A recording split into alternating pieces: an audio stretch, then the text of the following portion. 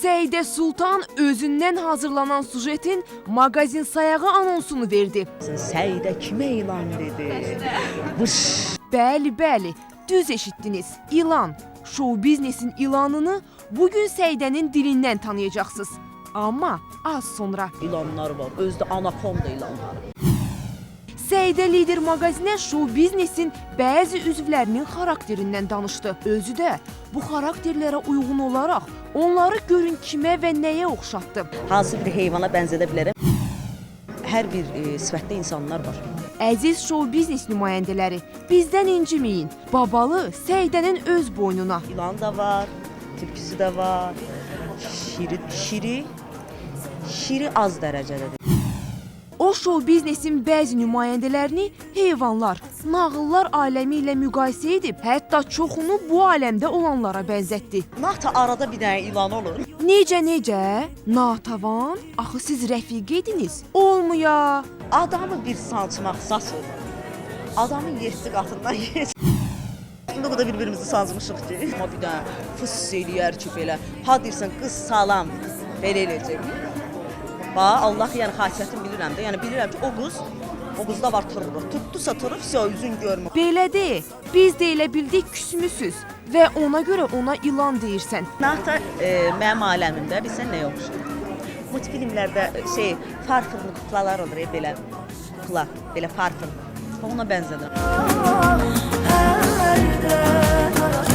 Növbət çatdı Səidənin növbəti dostu olan Elnura. Bizim Elnur var ya, oxuyan Elnur. Winnie Pooh. Uşaqlığımızın multfilmi Winnie Pooh'da pitayçaq var ya. Çox şirindir. Mən həmişə Elnura dedim ki, Elnur, səndə o qədər şirinlik var.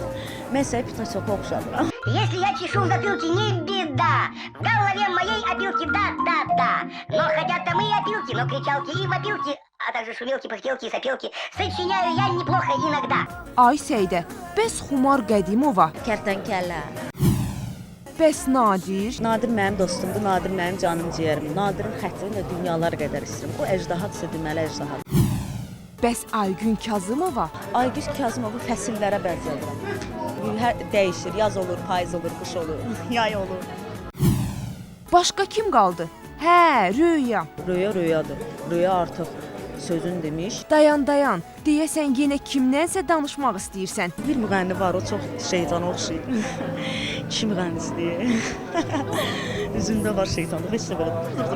Olmadı ki, biz də dedik yəqin o şeytana oxşayan sənətçinin adını çəkəcəksən. Ay, o adını deməyəcəm. Sən axı heç vaxt heç kimdən qorxmamısan.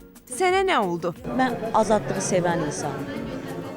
Yəni ki, mən əmrə tabe olan insan deyiləm. Yəni xaraktercə bunu deyirəm. Əmrə tabe heç vaxt olmaram. Toplumla gedən insan deyiləm.